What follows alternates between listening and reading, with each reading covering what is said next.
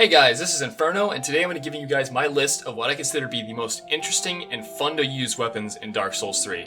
This list is primarily focusing on PvP, and I ordered it based on what I found to be enjoyable, as well as what is unique in each weapon class.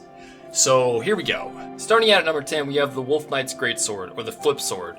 The sword is fantastic for flipping people off, although it is very difficult to land at times. Additionally, the R2s are different on this weapon, so you can sometimes catch people off guard with that. Next, at number 9, we have the Crescent X. This is basically a halberd that also has the Warcry weapon art from the Axe class on it. It allows you to do the charging attacks that are actually really interesting, and sometimes you can catch people and just do tons of damage with it.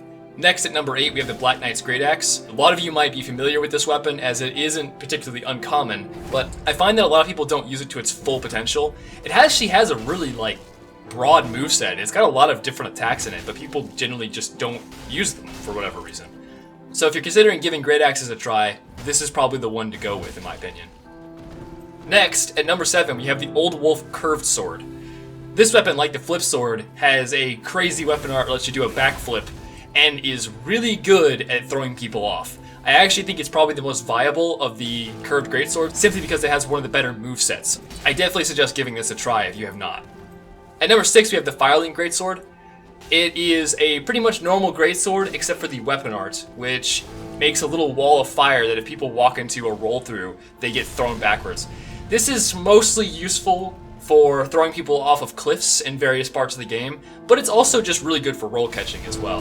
So if you happen to be invading somewhere that has a cliff nearby, I would suggest keeping this greatsword in your offhand. At number 5, we have the Winged Knight Twin Axes, also known as the Beyblades. These axes are actually pretty unique as they're both the singular twin axe in the game, and also they have a helicopter spin as their weapon art. This is another weapon that I just find enjoyable because when you actually land that weapon art and you get somebody stuck in the Beyblade, you get to do a lot of damage to them very quickly. At number 4, we have the Rope Black Firebomb, which yes, I know is not actually a weapon, but it's an item that you can use on pretty much any build and is just a lot of fun to use in PvP. You could drop them on people to start a combo, you could throw them off a cliff to land on somebody below, and you could just drop them behind you to hit people who are trying to spam washing pole running attacks at you. Pretty enjoyable in any situation, honestly.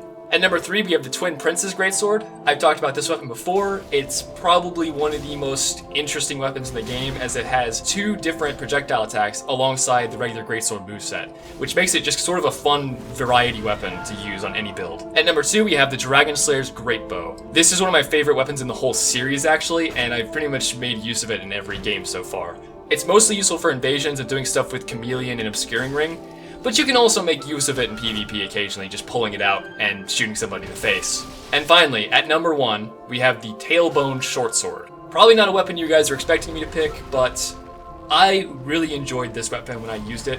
It's a weapon with decent damage, good range, a fast moveset, and the weapon art is great at catching people off guard, and it throws people down, so it can also be used near cliffs for hilarious shenanigans.